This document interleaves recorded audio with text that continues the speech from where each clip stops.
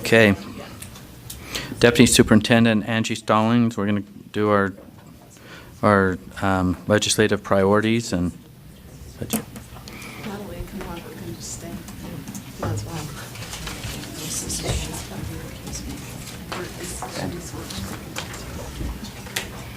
Thank you. That will be handy.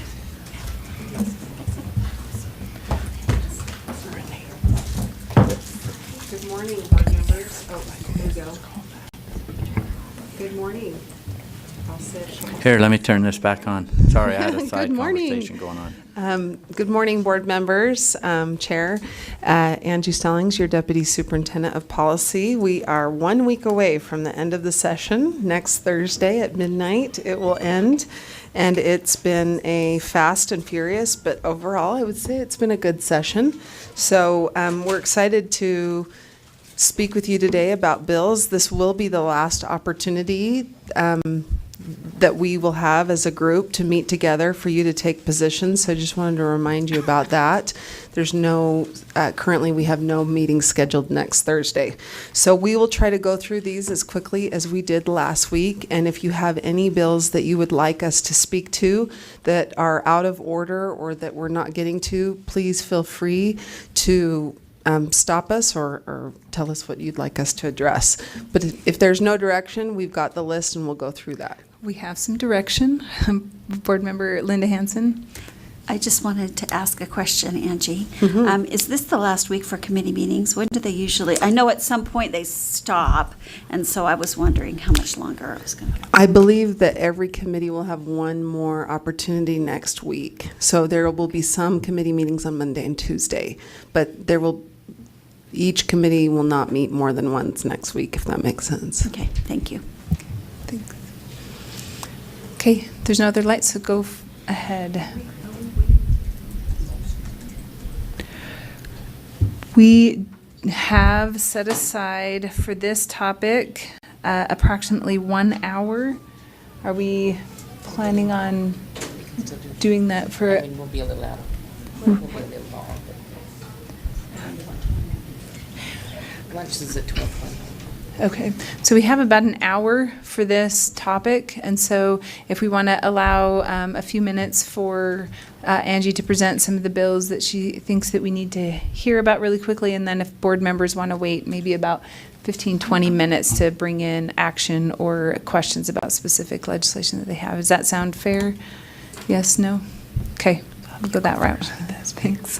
Okay, go ahead, Angie. Yep. So Jeff will actually start with SB 236, which is State Board of Education candidacy amendments. Thank you. Jeff Van Holten, Policy Advisor for the State Board.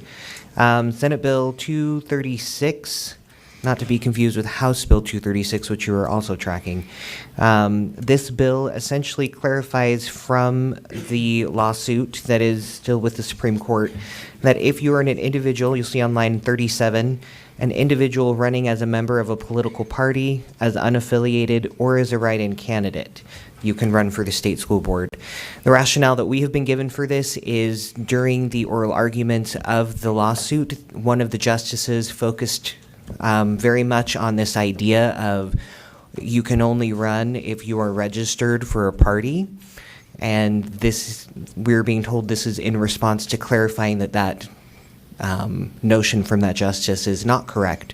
And they want to make sure that's very clear in the law that you can run if you're unaffiliated or not as a write-in candidate as well. So that is what we're being told is the impetus for this bill. I would assume some of you have some thoughts and background on this. So. Okay.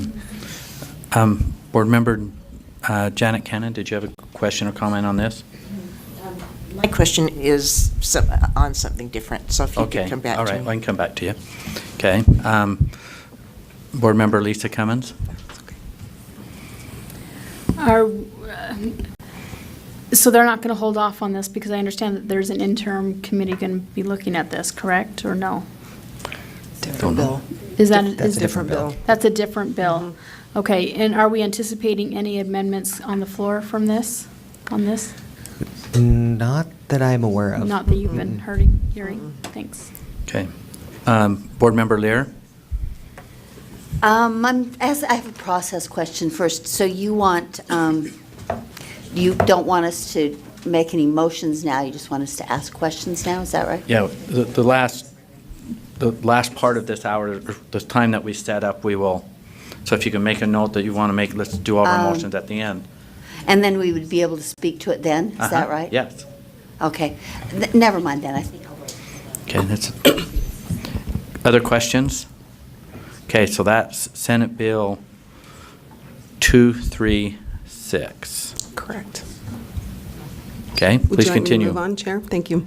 One thing I wanted to mention, Jeff, if you'll go to the bottom of the second page, there are a list of bills listed that we've reviewed in prior meetings, but no motions were taken. I wanted to actually draw your attention to the last one on that list, HB 374, Modifications to Education Funding, which was Representative Thurston's bill, which was the last bill that we reviewed last week. I feel like I'm saying the word last quite a bit.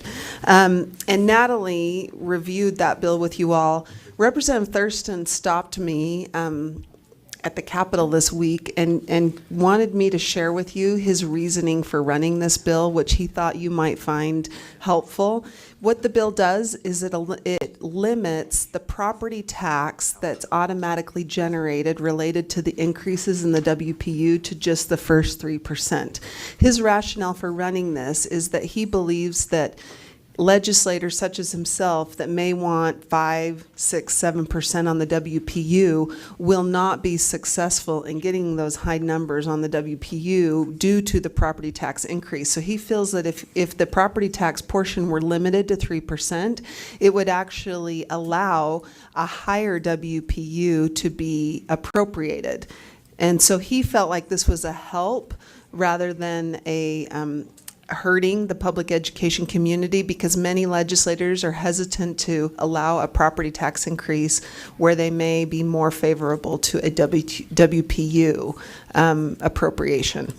And so just wanted to provide that background. If anybody has any questions, he specifically asked me to bring that to your attention. Okay. Okay. And now questions, hang on, we've got some questions. Board Member Ellis. Thank you.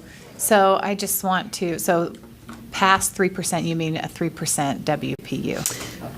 Up to 3%. So is it still, property tax would be raised 1% for each of those 3%? 15% per one, each 15%. 1%. So Okay, 15%. An amount equal to 15% of that 1%, but only for the first 3%. So if the WPU increased 5%, for example, the property tax portion would only be raised on the first up to 3%. Okay, now, my question is just a little bit of historical knowledge I'm missing. Prior to the bill that was passed last year, that I will say I'm not a fan of, was there any property tax increase? There was a property tax increase related to the minimum But not basic the levy, WPU. but not this, Right. attributable to the growth in the WPU this way. No, this And was new last year. Is there any appetite to push them to take it all the way down back to what it was? I have not had conversations about that. So, I mean, I do appreciate this, but I would like it much more if it was going farther. Okay, I'm not seeing any other lights. all right. Can I ask a question? Oh, that's because you're still on there, aren't you? I'm still Yeah, hanging there on you there. go. It's Board just, Member Cannon. it's just given me a question. So, if, sorry, I have a Froggy the Gremlin voice today. If we were to vote for this Thurston bill and say they wanted to do a 7% WPU increase, then the property tax would only be charged on 3% of that, correct? Can you repeat that one more time? I apologize. So say the legislature, this passed, and the legislature voted a 7% WPU increase. And only 3% of that was going to be raised by property taxes. Where does that leave the state in terms of funding the other 4% of that WPU increase? Okay, great. Thank you for restating that. So the full 7% of the WPU would be funded with income tax revenue that goes into the education fund. What this 3% is talking about is in addition to the full 7%, which is fully appropriated and funded through income tax revenue. Something that passed last year also triggers an additional amount of revenue from property tax to be, and it's 15% of the revenue that was appropriated for the WPU. And I'm not great at numbers, so let's say that $35 million, is it $39 million? It's $4.7 million for every 1% of the WPU. Okay, so Natalie, feel free to help supplement. $4.7 million per WPU is then generated in property tax. So if you had 3% WPU increase, you'd have roughly $15 million of property tax in addition to the income tax revenue.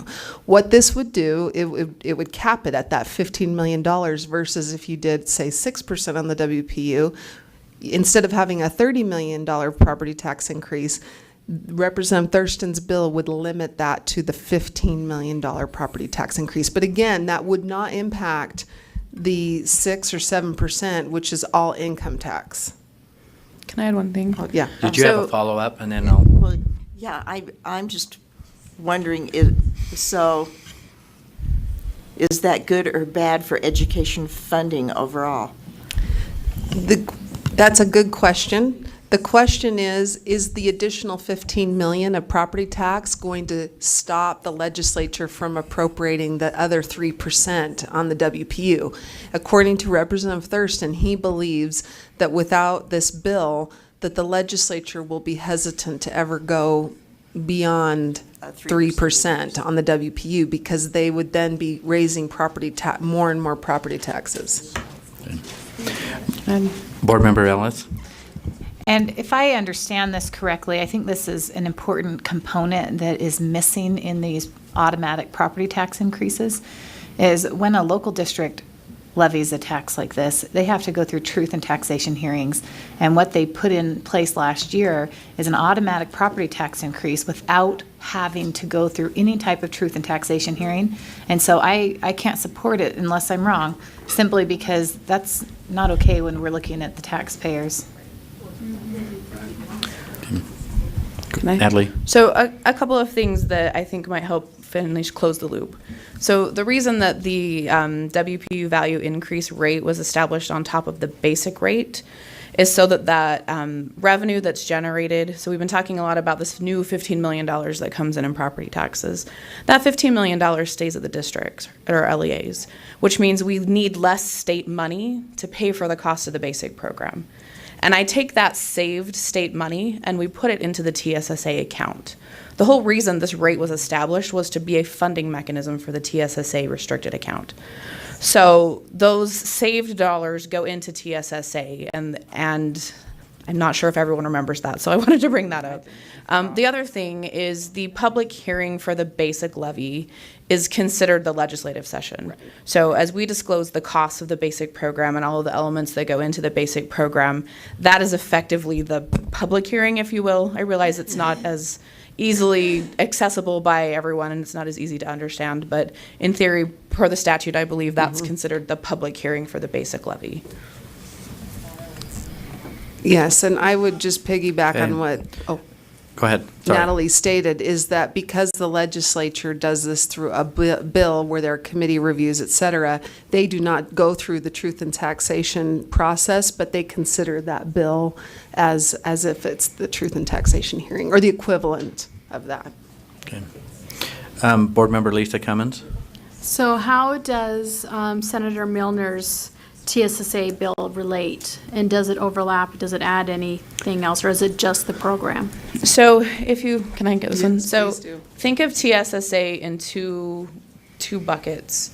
How it gets funded and then what you do with it. So how it gets funded was established by 293 and now would be impacted by this bill from Representative Thurston. How and how much is this side of it? Senator Milner's bill discusses and sets a process for how we distribute those monies once they're determined. What LEs are required to do, what those funds can be used for. So it basically finishes the circle of how much gets in there, and then Milner's bill is what you do with it once you get the money. Okay. Board Member Jenny Earl. Okay, I think I got my question asked at talking to Michelle, but I'm just trying to understand that funding mechanism again. So the 15 million that we would bring in for an increase in the 3%, that amount, that same amount that's raised, maybe I better just ask you later. now I'm getting all confused. I'll just talk to you later because now I'm trying to sort out the differences between it all. I'll just talk to you later. Okay. Vice Chair Brittany Cummins. So if we understand this correctly, last year, the compromise with Our Schools Now was how do we bring in new revenue, new education revenue to the state? And so this was one of the mechanisms for bringing new revenue into the state. And then this bill basically caps the amount of new revenue that would come into education based on this mechanism that was used from the Our Schools Now initiative last year. But it only caps the amount of growth in TSSA. So instead of making the TSSA new revenue mirror what the increase in the WPU is, it now says it would only grow up to 3% every year, right? Right. And one other thing I'd just like to add, this was, and this will relate very much to our next bill, which is HB 441. That was part of the legislature's effort to kind of change what you call the three-legged tax stool. And if you look at income tax, we have sales tax, and then we have property tax. Property tax right now is the least levied, or the smallest pot statewide. The income tax is the largest, and sales tax is in the middle. So remember, last year's bill was called something about tax rebalancing, and I think part of the legislative efforts also was to have a little bit more property tax included, because property tax is the most stable tax versus income tax is usually the most volatile if you have a recession. So I think that was part of the conversation also, was to bring in a little more property tax into what education is relying on to kind of make that three-legged stool a little less off balance, which then 441 will be doing the same thing. I'm not saying any other, but we better jump into HB 441. Yep. If we're good, because we're going to be running out of time. I'm sure we're going to want to get into some other bills. So I can just give a really short introductory summary, and then Natalie can actually give you the details that you'll want, because it is complex. In general, what the bill does is it's going to restructure the sales tax, the way we as a state charge for sales tax. And so it would lower the rate and broaden the base. And so it would charge for services, which currently we don't charge a sales tax on services. We charge sales tax on goods like a car or clothing, versus charging sales tax on your haircuts, legal services, etc. And so the other component of the bill that is of interest to the education community is, while you've got the sales tax changes happening, you also have an income tax rate drop from, and Jeff's got that up there right highlighted, from 4.95% to 4.75%. And roughly what that means is it's about a $300 million revenue decrease, meaning there will be $300 million less per year of education fund money. And I believe that the legislature has been projecting that through the changes they're making with the sales tax, they will bring in sales tax revenue, more sales tax revenue to offset that $300 million. So that's the general overview that I would give. We've heard, one question you may have, we've heard legislators state that K-12 education will be held harmless, and that their future plan is to fund higher ed out of the sales tax, that general fund revenue. But I will state there's nothing in the bill that explicitly states that. So one thing to remember is Representative Judkin's bill that you all supported a number of weeks ago that would state that higher ed can get no more than 15 or 20% of the growth in the education fund. That bill would statutorily state that increases in education fund revenue past a certain year, only higher ed could only get 15 or 20% of that. Nothing like that bill is in this bill that would then kind of cement in statute, which is, of course, they can amend at any time that concept. Can you also state where the bill is and what's ahead of it? It's a big day today on the Hill regarding this. And I actually, that's a good question. I didn't look. They were set to debate it this morning, but I see it is still on the third reading calendar. It's number 1. So it looks like they sifted the calendar because there's no circled bills there anymore, and it is number 1 in the House, on the House floor. So maybe they're planning to speak to it this afternoon. I don't know. The one thing that I was going to add, and I can't remember which version we're on, but I believe just this morning we fiscal noted a 5th sub on the bill. I'm not sure if they're public, so I can't even at this moment remember what they all mean, but one of the ones I saw this morning did roll back a little bit, I think, the income tax. I'm not sure who it was. The sub is public. Okay, is it? Sub is public. So just keep in mind there's lots of different subs and versions of this bill.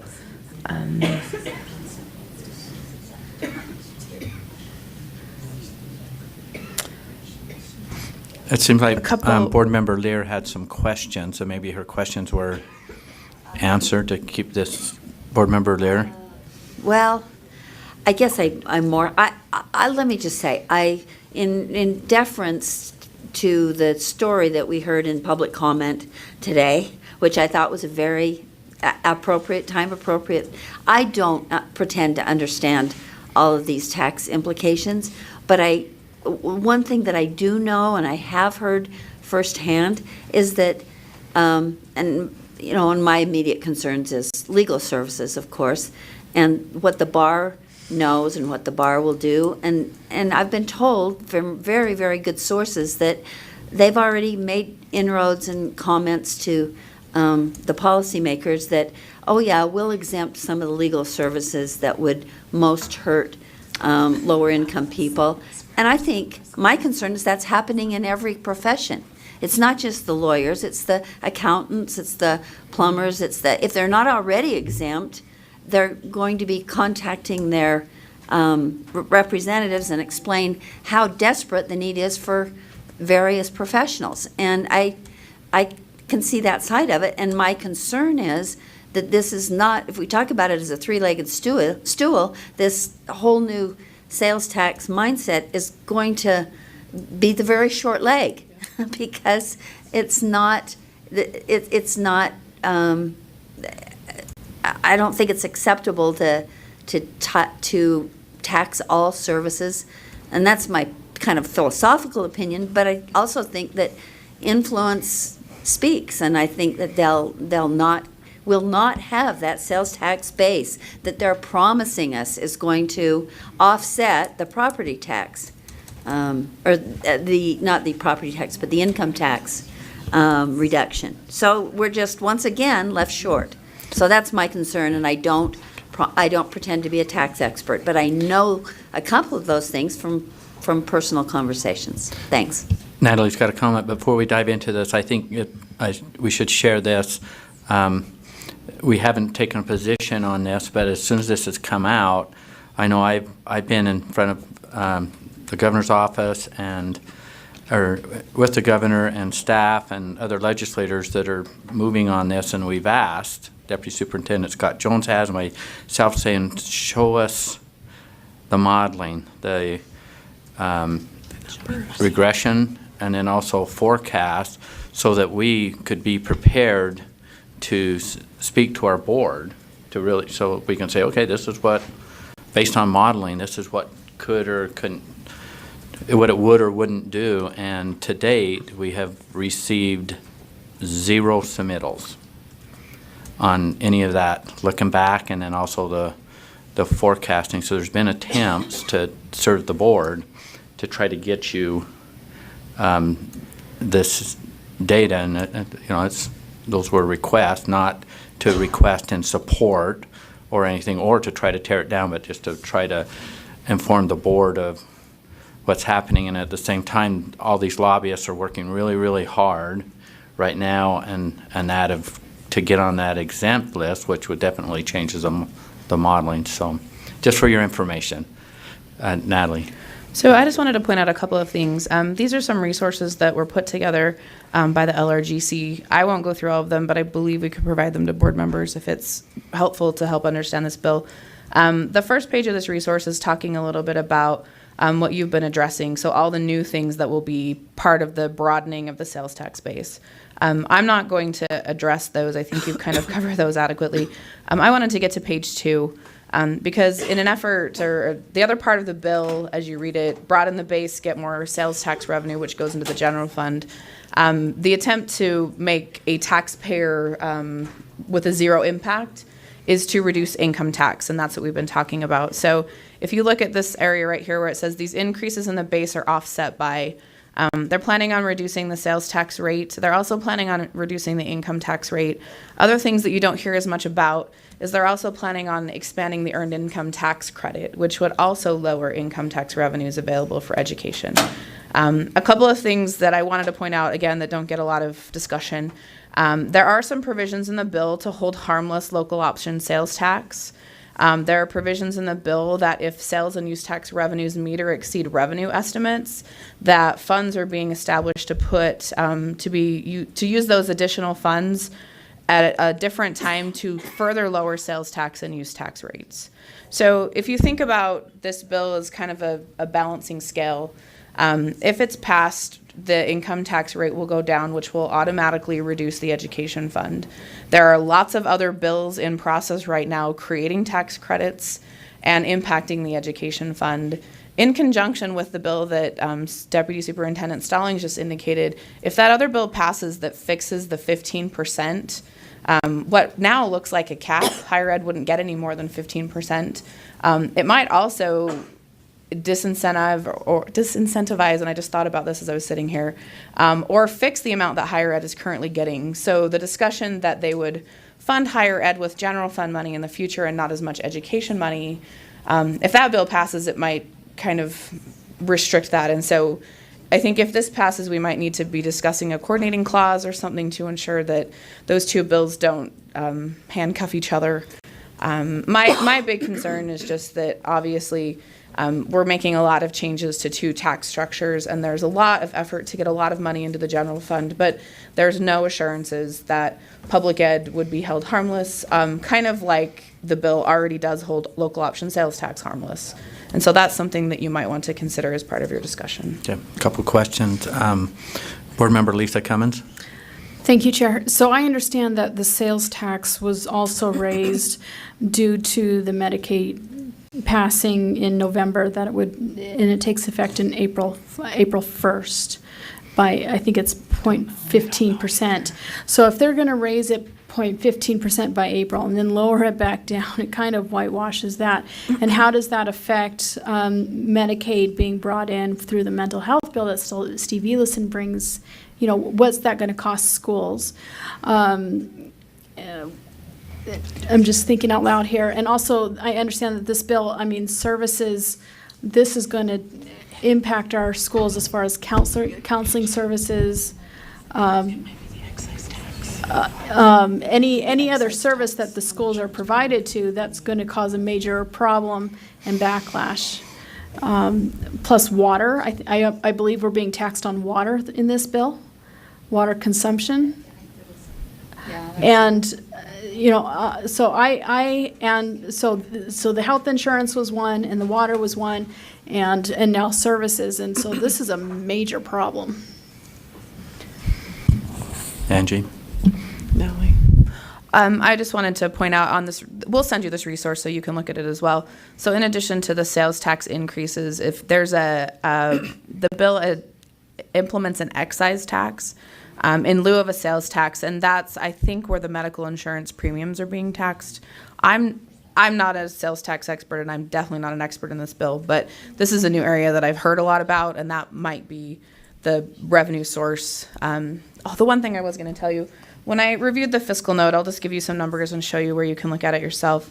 As we've asked for the models and things that calculated the dollar amounts, I think the only thing right now that's presently publicly available is the fiscal note.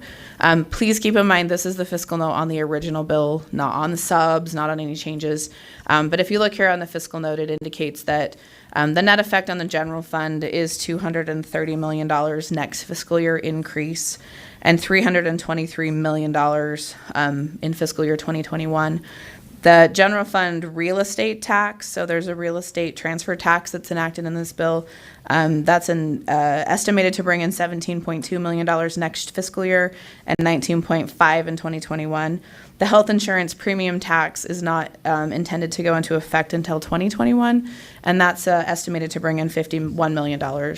All of this data is included in this verbiage here at the bottom if you would like to read it for yourself.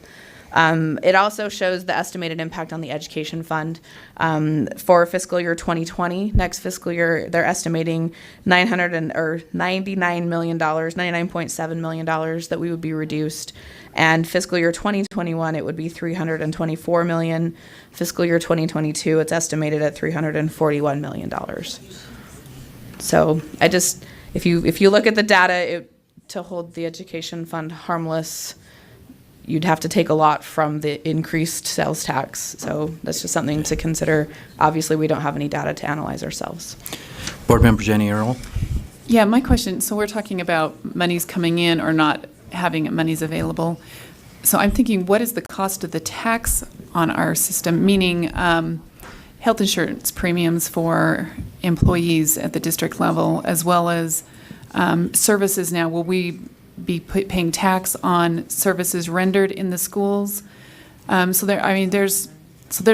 an expansive amount of possibilities, and I don't know, maybe it's one of those lobbying things that everybody else is going to be doing, is lobbying to get theirs exempt or whatever, but there's not really an estimation of what those taxes will impact us as far as what we're paying out in taxes.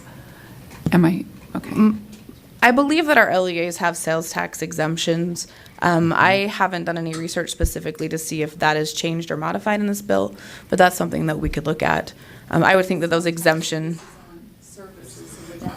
I think the sales tax though. I haven't checked to see if this bill makes any adjustments to those exemptions for public entities.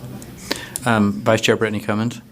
So just looking at the numbers for the possible decreases in the education fund, do we have a number for how much, say in this year, higher ed is receiving out of the education fund?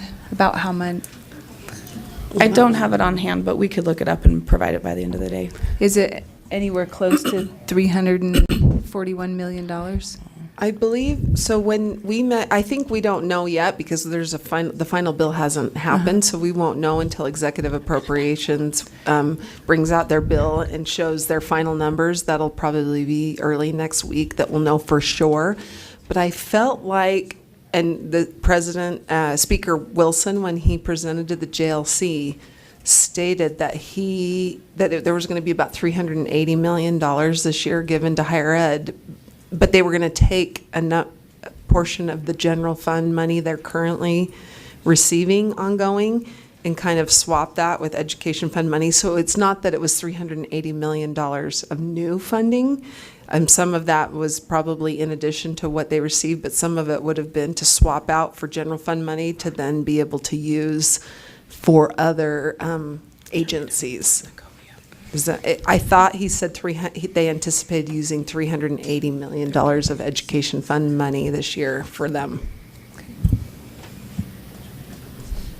But again, that we'll have to find out when the actual final bill comes out. Have you read anything like that? So what's difficult about this is it's hard to know. Correct. Whether it's good, bad, ugly. Right. Because it doesn't know, and then some of us, like myself included, on my businesses and stuff, it's like, if this went to a vote for support or not, I would be abstaining because I have this conflict of interest, in this. It's very significant to my business community. But Board Member Linda Hansen. So Angie, when we were at JLC, they were talking about asking Brad Wilson and Representative Quinn about plugging the hole and saying, like you said, that it wasn't in the bill. Has anyone approached them about putting it in the bill? And what has the response been about that? Do you know? I personally don't know who has approached. My guess is that people have started those conversations. Speaker Wilson did mention that they would look at potentially putting in some intent language into the bill with that assurance. So the question could be whether it's something in intent language or it's statutory language like what we saw in Representative Judkin's bill. But personally, I have not been involved in those conversations. Board Member Cindy Davis. I know a person who was trying to work on getting some of Representative Judkin's language from her bill incorporated into this bill, but that was not received well. And my personal senator has said that there's no political will to cap higher ed right now from anybody because it diminishes their flexibility. So it's difficult to support, and like you're saying over here, how do you know, especially when we don't have anything in writing? Natalie. I just wanted to point out that I put up on the screen behind you all. The COBE is a budget document that's put together by the Fiscal Analyst's Office. This is the budget for higher ed. It's very general. But if you look at how much revenue is being appropriated to higher education, in fiscal year 2019, which is the year that we're in, general funds make up about $331 million of their revenue sources. Ongoing, education fund ongoing is $768.7 million. So that's our current year appropriations. I believe that waiting for the current year budget and all the additional funds that might be appropriated to higher ed is not a number we have yet. But this is available on the LFA's website if you're interested and wanted to know what percentage of higher education's revenues are general versus education. It's also, I think, safe to note that the sponsor, and nobody's asked us yet to support this bill. But we haven't been to the table either, so. Okay, we're kind of running out of time here. Is there something else that was really pressing? Well, hang on one sec. Board Member Cindy Davis. You can make a motion on something else if it was time now. Okay, is there any other bills, Angie, that? I could quickly, if you don't mind, I could just quickly, and I'll try and even just do it in maybe one or two sentences each of the next couple of bills. They're going to be. I think it'd be good for our would you like awareness that? if we can Okay. do that really quick. I'll try and do this quickly. And these are all going to be in House Ed this afternoon, the next four, I believe, or the next three. So HB 385, Medicaid reimbursements to public schools. There's a second substitute that is available right now, which we've been told is what this bill specifically died in committee recently. It didn't get enough votes to pass, but there's a second substitute, which would require the board to now start managing LEA's medical reimbursement for administrative costs for the Medicaid program and enter into an agreement for administrative costs and support LEAs with those Medicaid reimbursements. And so just wanted you to be aware of that. That would be beginning with January 1, 2021. As part of that, we have fiscal noted that at $380,000 one time because that's the amount of the contract that right now Jordan School District is managing. So we would start managing that. And so we would be asking for the first year costs to run that program. And it does eliminate there are provisions in the original bill that would have required LEAs to use the reimbursement money to pay for speech language therapists pathologists and audiologists and occupational therapists, but that's out of the second substitute. It's not in there. Board Member Lear. Just a quick question to that. Thank you, Chair. That amount of money struck me as so very high. And I think one of the things that would be different for if the USBE did this than Jordan District is they're obviously causing or charging indirect costs to the districts that they're serving. I don't think that the USOE could do that appropriately, or if there's any cost at all, it would be just the literal cost of doing the work. They're clearly using it as a money-making proposition, which is, I think, why Jordan opposes it. So or Canyons, I can't remember. It was which one Jordan. is Jordan. So I don't think that's necessarily a fair fiscal note, and not, unless that Natalie can, of course, tell me something I don't know. Natalie? So we did not include the amount that's being charged as the indirect cost. The 380 is the amount that is actually paid to the contractor. So it's not the indirect piece. And then, if there's no more questions, you want me to keep going really quickly? Yeah. Cindy, you're holding yours, right? Okay. HB 363, school transportation amendments, would require us to do a study along with UDOT and our LEAs on hazardous routes, and including a fiscal impact of if we changed our formula to include bringing the calculation of the 1.5 miles or 2.2 miles all the way to the front door of the school versus at the edge of the parking lot. And then SB 218, reading program expansion amendments, that one would allow the DIBELS reading assessment to not just be used in K-3, but all the way up to 6th grade. And then SB 245, I did want to make you aware of this one, school community awareness with Senator Maine. It requires turnaround schools to notify their community and their local municipality of the fact that they are in turnaround once they're identified as a turnaround school. And it also requires them, if they're going to change their boundaries or close the school boundaries at all, not just when they're in turnaround, to notify their city and their community at least 120 days before they change the boundaries or close the school. And I think that's all I would add. Thank you. I'm sure board members have access to you as they have a lot of questions as these things are moving forward. Okay. Board member Cindy Davis, sorry. I always get I don't know why I do that. I know I've got a Davies that's blonde in my head, and that's like Davies, and I got to get it. Okay, sorry, Cindy Davis. Yeah, I'll answer to whatever. I'm good.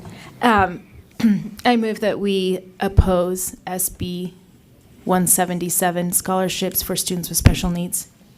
Second. It's H, isn't it House Bill? H. What is it? Oh, SB, sorry.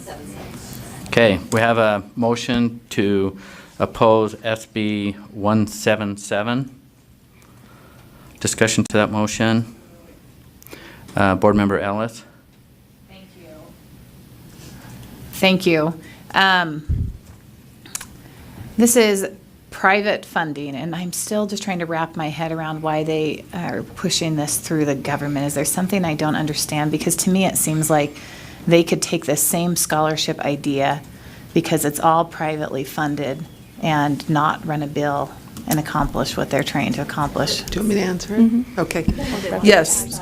The reason why it turns into somewhat not being private, it's privately funded, but what it ends up resulting in, I'll give an example of you owe $15,000 in state tax. That's what you're going to have to pay in state tax. Credit. So then it becomes a tax credit, and it would reduce the amount you would give to the state of Utah by $7,500 or 2 times, depending, 1 or 2 times a WP. People can already donate and get tax write-offs, so why wouldn't it just operate like that? Not off the top.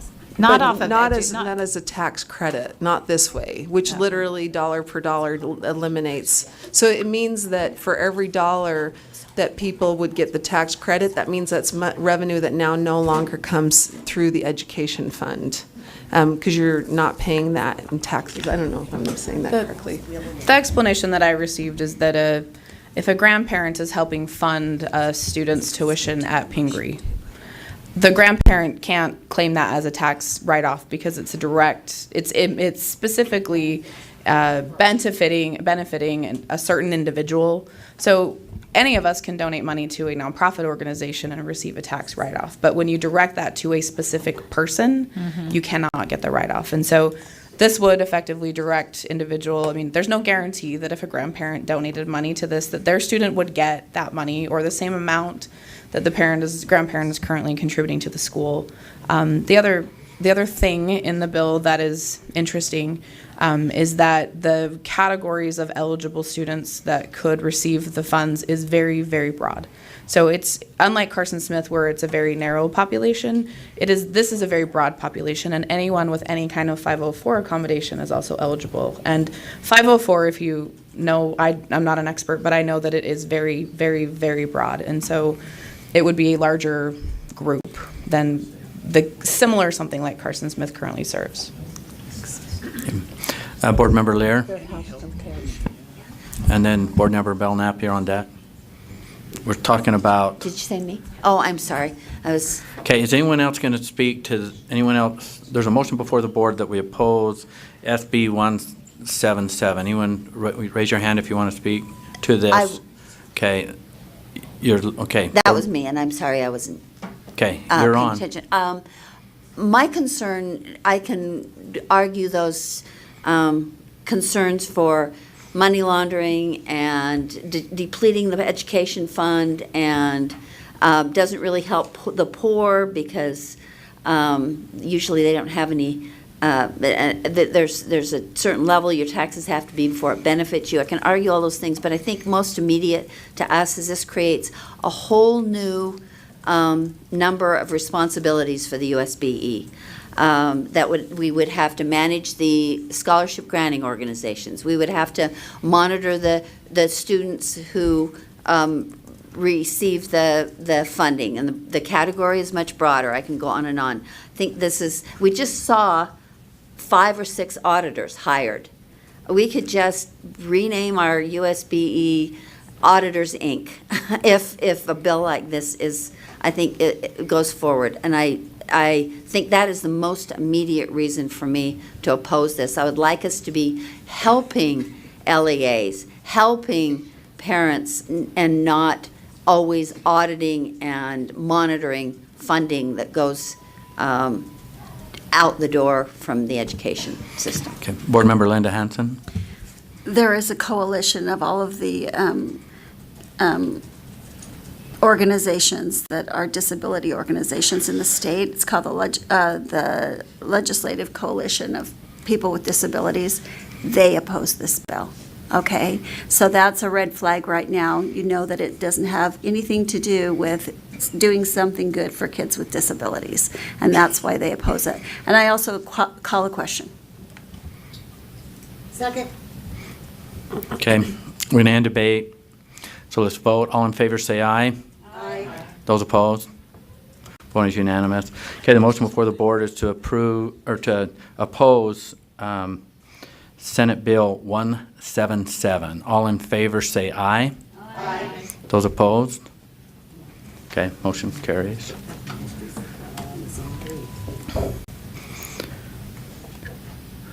Board Member Cindy Davis. I move that we support HB 374. Oh, I should have looked at the title. That's right. What's the title? It's number 51. Modifications to education funding. And I'd like to speak to the motion. Was your motion to support? Is there a second? Second. Speak to the motion. I think that we should support this bill because it is in line with our financial requests and priorities, and we have asked for money to be put in the WPU, and this year we have not requested money in the TSSA, and this would cap the money that goes there, and instead would, if Representative Thurston is correct, allow them to move higher in the WPU, which is a more local, flexible unit of funding with fewer reservations from legislators. Okay. Board Member Scott Hansen. I'm sorry, I had another motion. Okay, this is to support, we're speaking to the motion to support HB 374. Do we have Vice Chair Brittany Cummins? So I want to make sure that we fully understand what this is doing, because this does not, in my understanding, so this is a question, this does not change the ability of the legislature to put all the money in the TSSA account if they want to, correct? They can use that account till the sheep come home as long as they want, and they can put all of it and none of it in the WP. What this does is it takes away the disincentive to use the WPU as the funding mechanism, right? What can be perceived as a disincentive Yes, to that was putting it his in the policy. WPU. Objective. Anyone else want to speak? Board Member Ellis? Thank you. Sorry, I just had a question I thought of while Brittany was talking. So funding that's going into the TSSA account, tell me the taxing that comes with that. So if it's in the WPU, it's a property tax raise. If it's in the general fund, education fund below the line, it's income tax. So where does TSSA funding fit in there as far as the taxing entity part of it? Are you where's TSSA come into play with this House Bill 374? Well, they were all talking about TSSA But you were talking funding, about earlier. because it does So change. maybe the question would be, does this affect so we stay on the motion. Well, so if this were to pass, it may affect the amount of money they're Does it putting affect? into TSSA, and I'm just Okay, got it. curious if that Got it. is taxed Natalie? through property income. So I think I can do this in a minute. So when we calculate the cost of the basic program, the basic school program is funded with a portion of property tax and the rest is income tax. So we establish a levy, right? 293 requires us to either charge a floor or the levy that pays for the cost of the basic program. This year, the cost of the basic program resulted in a basic levy of like 15.6 on the rate. The floor is 16. So the money that comes in, the differential between the 15.6 and the 16, goes into the equity pupil unit, which increases the voted and board guarantees. The WPU value rate is then layered on top of that 16. So your basic levy is 16, and then we calculate what the revenue target needs to be to get to that percentage that funds the WPU value increase rate. And that piece right on top of the basic levy is what the state money that is saved because our school districts are bringing in more property tax, right? Because I've raised the basic levy again. That state money that is saved goes into the TSSA. So there would still be money going into the TSSA, and this year the recommended increase in the value of the WPU is 4.5? From EA, from From PEA? PA? Yeah, it was 4. 4? You think? Sorry, I can't remember. We would still put, if this bill was effective right now, we would still put 3 new percents into the TSSA. This bill would, instead of doing 4, which is what the current statute would require, if the WPU goes up 4%, the amount in this incremental tax levy has to go up 4%. Right now, I'm going to do 4, unless this bill, and that's what we were talking about, what's the effective date? If the effective date is effective this year, then we would only do 3 if that Thurston bill passes. I hope that helped. Okay. Anyone else want to speak to the motion to support HB 374? Will you raise your hand? Not seeing any, so let's vote on it. The motion before the board is to support HB 374. All in favor say aye. Those opposed? Voting is unanimous. Okay, Board Member Scott Hansen. Make a motion to oppose SB 236. I'd like to speak to the motion. That's the state board candidacy. What's that? State Board candidacy, first one on the list that they provided for us.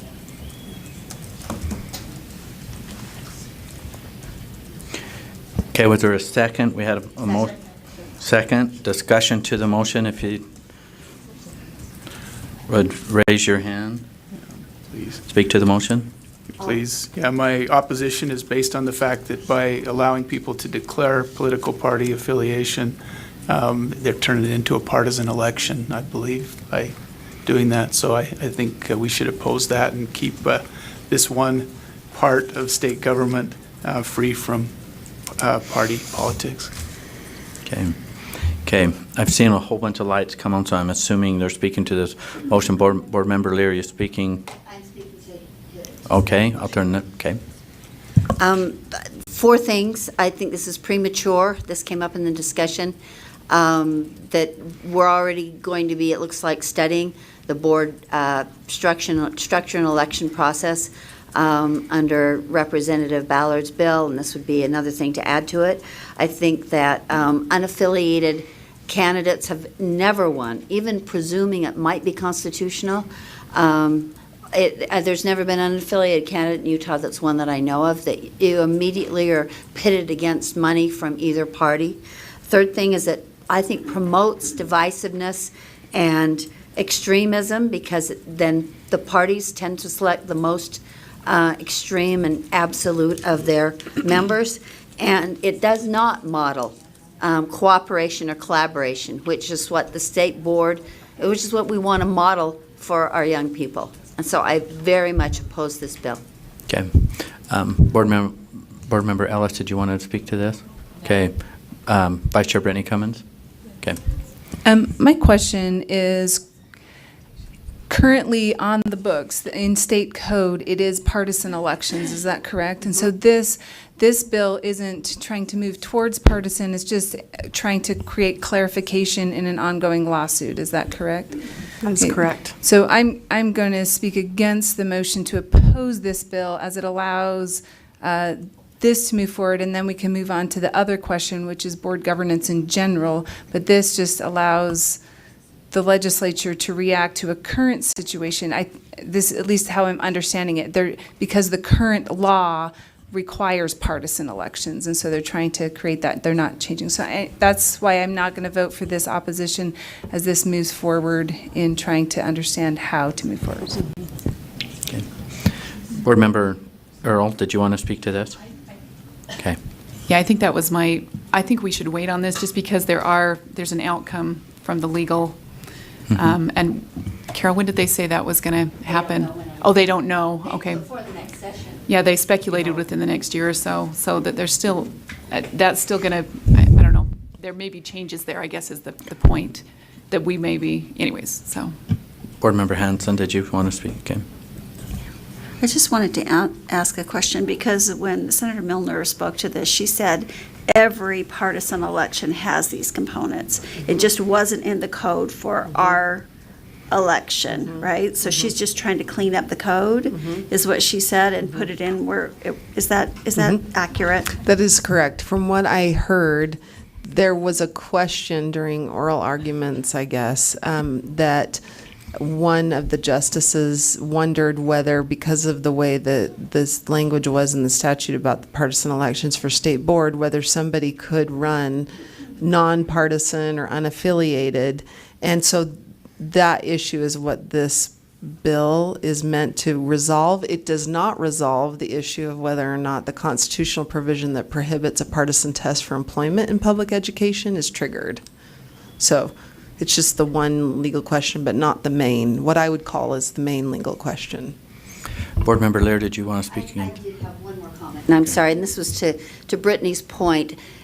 There's always an ability for a write-in candidate to add the person's name to the list of candidates. So I hate to use the word disingenuous, but a write-in candidate can always be on a ballot, and that candidate doesn't need to declare a party affiliation.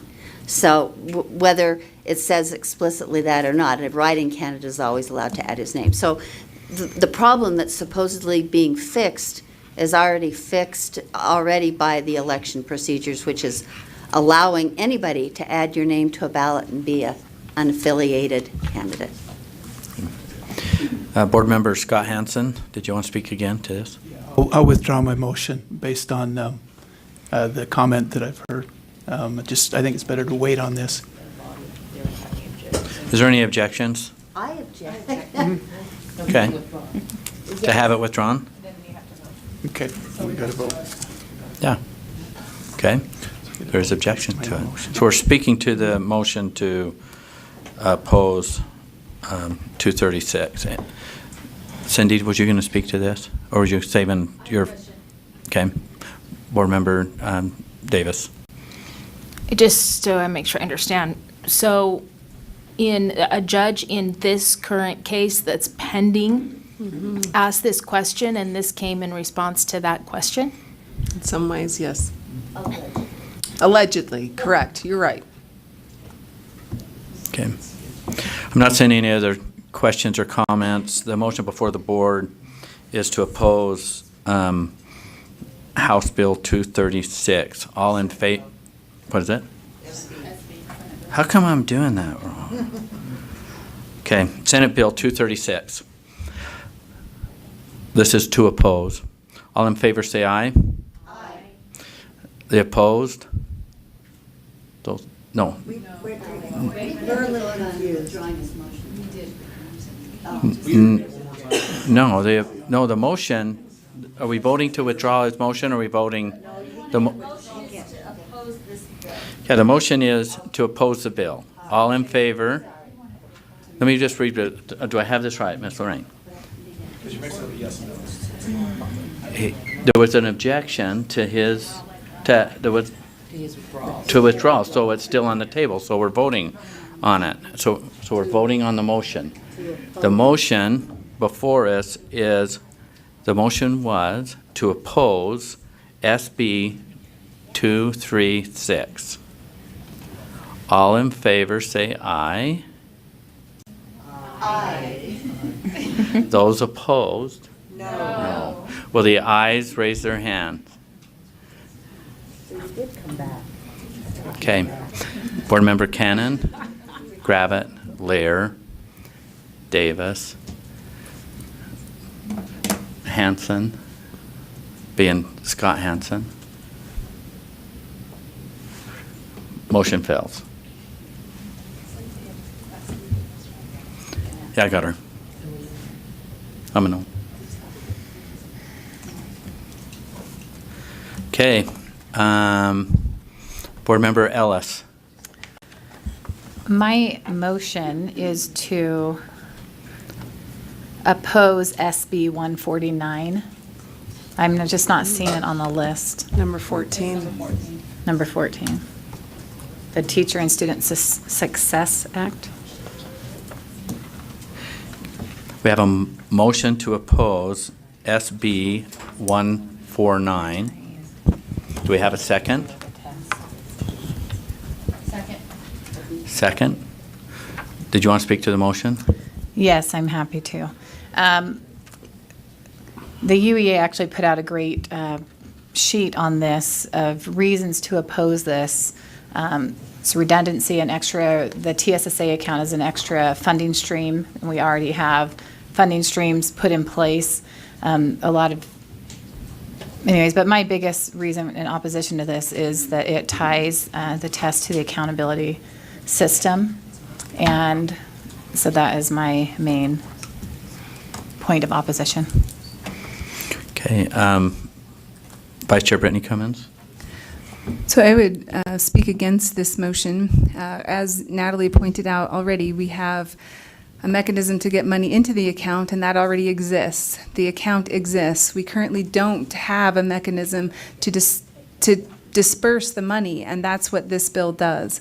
And so if we have things that we would like to speak to in regard to this bill, I think it's very different than opposing the bill flat out, which is to say, what is it about the bill that we struggle with? Is it the tie to the accountability, and do we make a motion to speak towards that accountability portion of it? Because if we just oppose the bill, then we're just basically saying we don't support the disbursement of the funds that are in the current TSSA account. And so.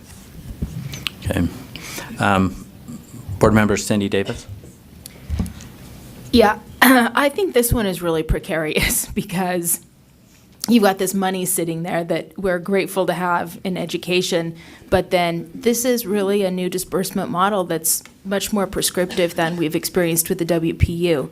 And I personally can't support it because we just ran legislation to work on equalization, and now all those schools that are equalized under the WPU now would lose if that money in the future could be in the WPU as opposed to in the TSSA. For example, my district would lose over $4 million right now for just next year. So this is not something I support. Plus, I don't like tying funding to high-stakes tests. I think it hurts kids in the long run.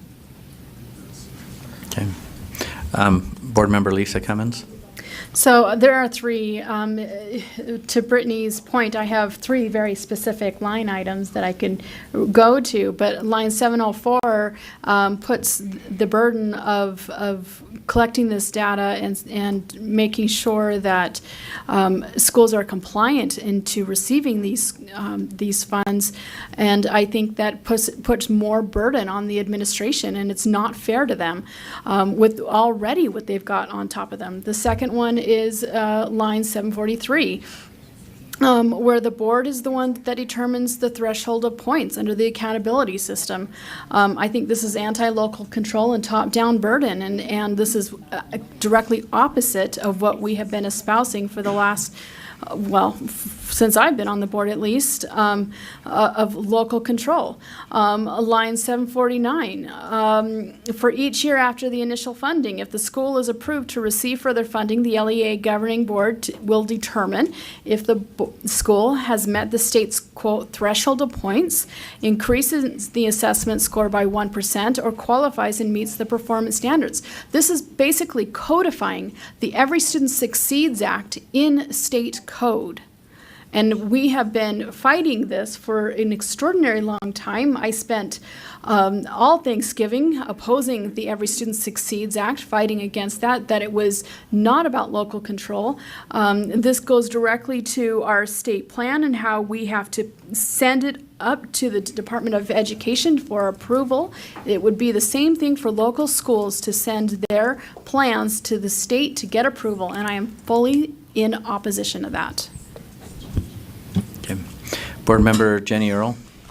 Yes, I'll speak to just a couple other concerns, one of those being encouraging teachers or the stipends to be for additional responsibilities.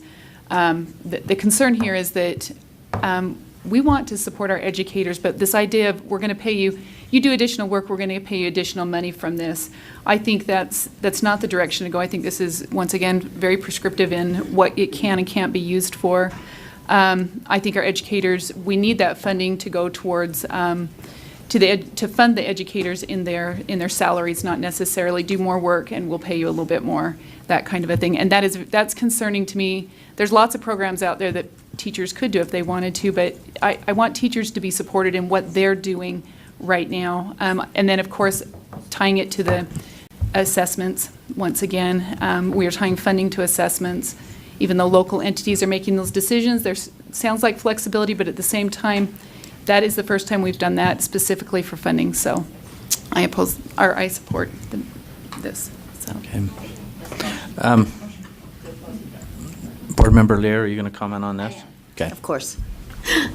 I am conflicted about this. I think this is a really tough. I think precarious was a perfect word, Cindy. I am troubled because when Senator Milner was questioned about, well, what will become of the money that's in this fund now if this bill doesn't pass, she said, it will just sit there on the record. And so that troubles me because I hate leaving money on the table that could help schools, even with tremendous prescription. I'm reminded of a comment a fundraiser years and years ago used with my husband when she said, tainted money, taint enough. And even if it comes at a price, I hate leaving money on the table in this especially precarious situation with taxes. So I I don't know. I also object to tying funding to not so much assessments as grades for schools, which is my biggest objection.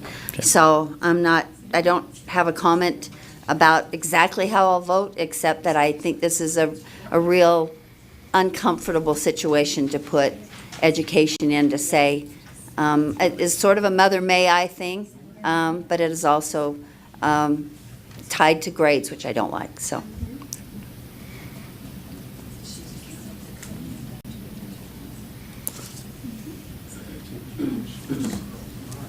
Board Member Cindy Davis.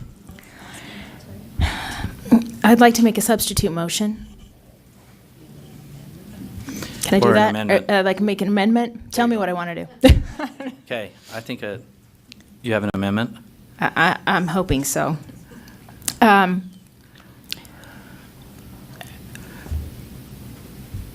I move that we support the efforts in, what's it called? I move that we support the efforts in SB 149 to increase flexibility, which has been done recently. This is what's tough. Whenever we have a motion on the table and you're going to amend it, when you amend it, you're either going to add. I'm trying to find a way to support the funding without, but oppose the parameters. So you're opposing the parameters, but you want to support the funding. the. I mean, I don't like that we're looking at a brand-new method of distribution. However, I'm grateful for the funding. So I'm just helping you craft your amendment. I'm trying to think. It either takes away or adds. I move that we support the increased flexibility. Can I do that? That has been recently made to you're HB adding- 149 or SB you're- 149. You're amending. Do you have something that could rescue here before Well, I attempt? well, with comment that we would prefer, or our budget priorities remain for revenue to be put in the I'm- WPU. Brittany- Brittany's raising her hand and has a much better idea than I do, I'm sure.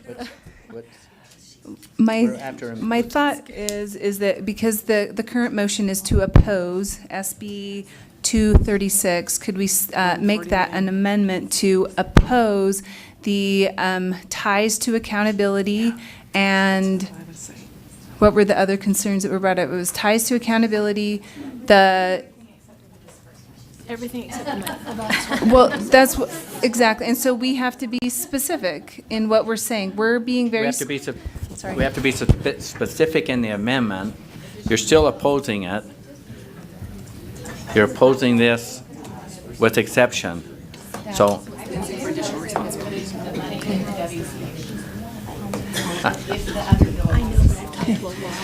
So, Cindy, I'm trying to help you here because we have a very simple motion, which is to oppose.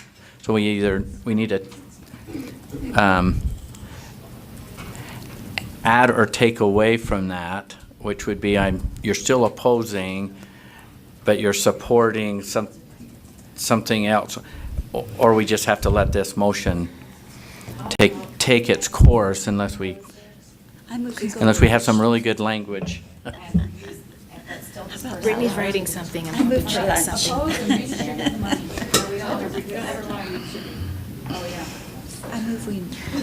She's got. This, I'm kind of sensing a Brittany's going to help me out here. I can feel it.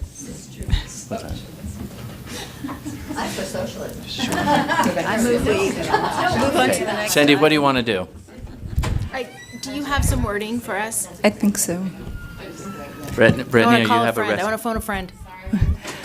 I think an option is to specifically state what it is that we oppose in this particular bill, because other bills already put money into it, right? So we can't affect the money going into this particular account through the opposition of this bill, right? Because that's something totally separate.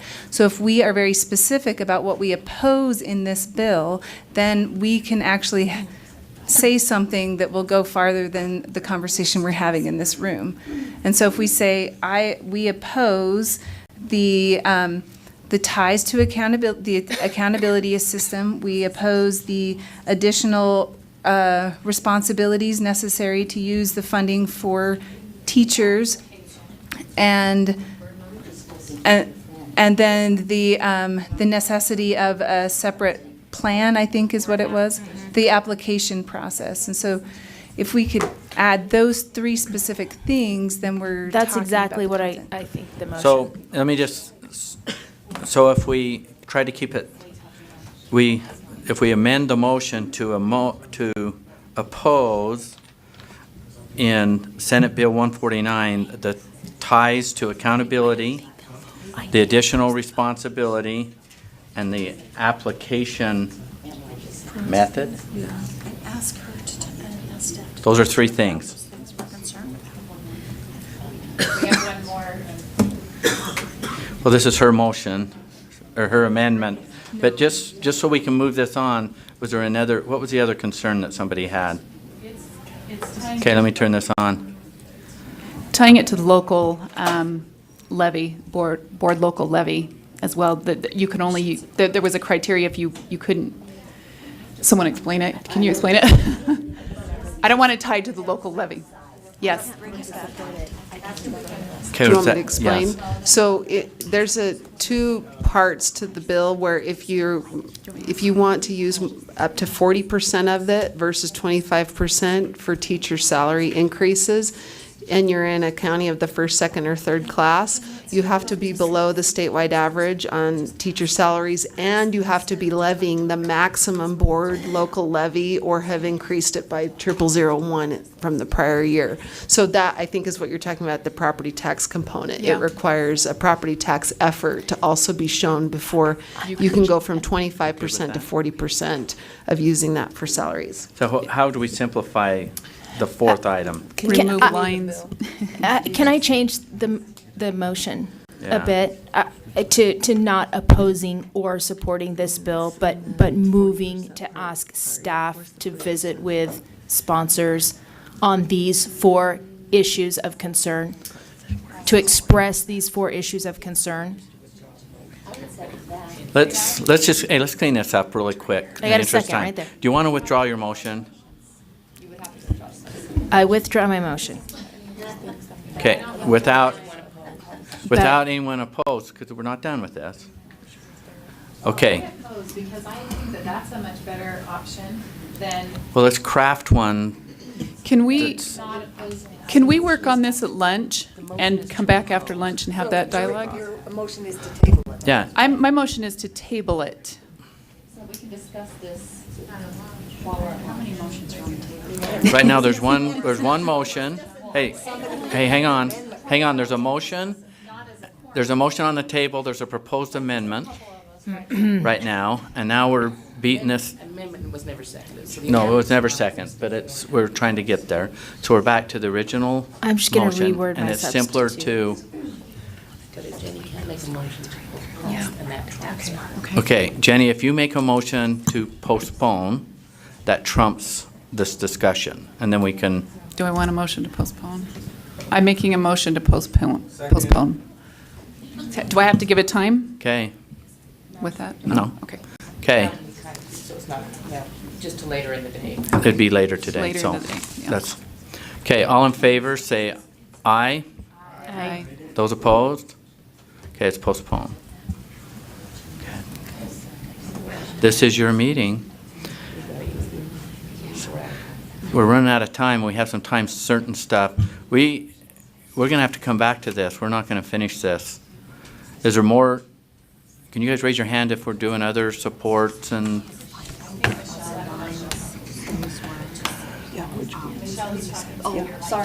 How many more motions are we gonna make on bills today? Because in the interest of time, we've gotta move to some other things. We have some time certain things later.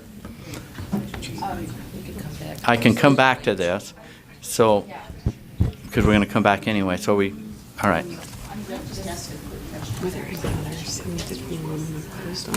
Yes, Board Member Cannon, you have a quick question? Yes, my question's for Angie.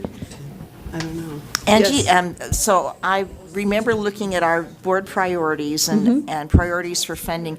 Could you please tell me the status of the Beverly Taylor Sorensen funding that the board requested? What's happened with that? Natalie, that's probably a better question for Natalie to answer, if you don't mind.